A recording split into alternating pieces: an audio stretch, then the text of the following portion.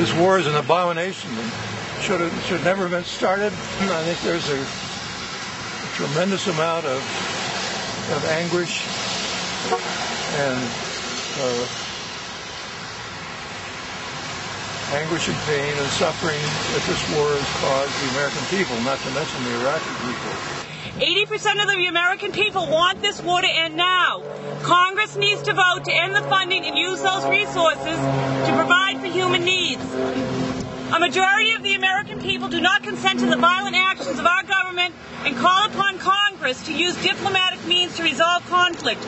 We strive for a world of justice and peace for all, the true American way. This is a statement we're asking Representative Delahunt to support.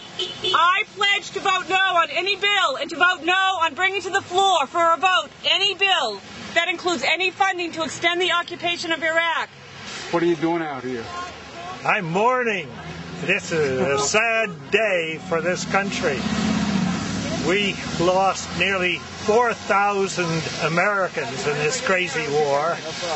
We have killed at least 1 million Iraqis, and it's cost us over $1 trillion.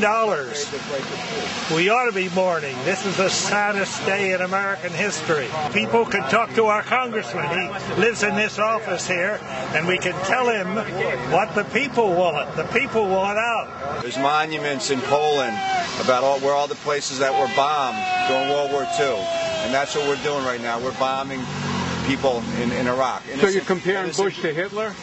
Well, I mean, come on, you know. Thank you, Carl. Yep, thank you. Okay. Yep. What are you doing here? I'm here to protest against the war. I'm sick and disgusted over the Bush administration and its policies for the last 5 years on this war. And I'm just disgusted over the loss of lives of both civilians as well as U.S. soldiers. I love the troops. I support them. I have friends who graduated from Sturgis who are in the service. I just want them home and safe. I pray for them every night. Get excited. That's it. Where's the rage? We're reporting to you directly from active duty troops in the Army, the Navy, the Air Force, and the Marines. We're not taking the Democratic Party strategy of waiting for November. This will be indeed the hottest summer in American history at the Republican National Convention, the Democratic National Convention, and in Washington, D.C. And if Congressman Delahunt doesn't jump 100%, he should, and Mark Forrest should know, that this seat will be untenable. People on Cape Cod and the district will take the law into their own hands and elect their own congressman that supports the wills of the people. So pass the word, and so far it's unacceptable his behavior. Thank you for your At time, least to sir. the Iraq vets and the Vietnam vets against the war. Unacceptable. What we'd like to do is read the names of those that have died. Timothy Lewis Ryan, 30. Kirk Allen Stresky, 23. Aaron Dean White, 27. Nathaniel A. Caldwell, 27. David Evans Jr., 18. James I. Lambert III, 22. Justin W. Hebert, 20. Ryo K. Letfuga, 20. David L. Lloyd, 44. And if they take me away, don't cry. Just promise me that you won't let my music die. I'm here to spread a little propaganda all the way from LA down to Savannah. I rock a red, white, blue bandana. Got a can of Warpath, man, you understand? You wanna take it there? I'm a soldier and I'm built to last. If you're a Bush supporter, kiss my ass. That's right, I'm built to last. If you're a Bush supporter, kiss my real veteran ass.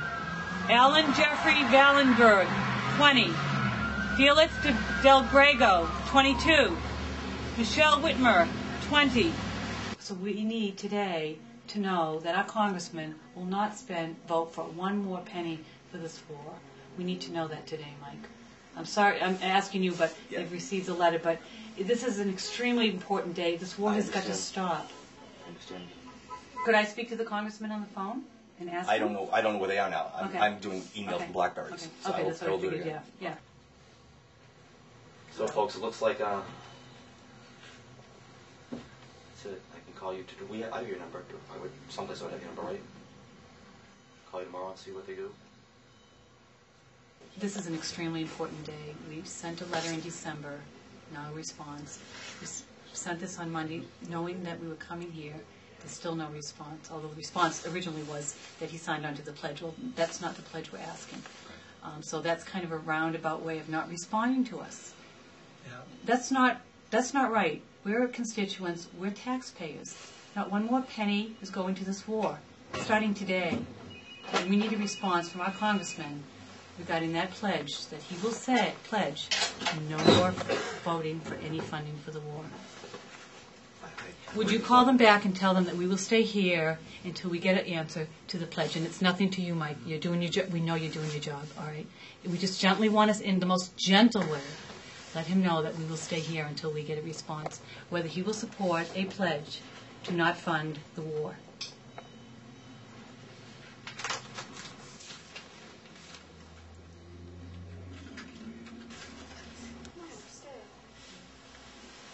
The pledge we sign covers text. Okay, so what he's saying is the pledge they signed covers the text. Yep. It does, but they didn't follow it, and that's why we want a citizen's pledge, because, okay, this is what you could explain is the pledge that he signed was a pledge to Nancy Pelosi. This is a citizen's pledge to us, his constituents. He broke the pledge to Pelosi when he voted for House Resolution 4156, because she probably said, it's okay. We will not allow him that leeway. If he signs this pledge, it's to vote no funding to execute the war. That's the thing, that this is a citizen's pledge, and we will, if he gives this to us, we will certainly know that that is his word. But the pledge to Pelosi was broken when he voted for 4156. That's why. Otherwise, we wouldn't be doing this. We'd all be home.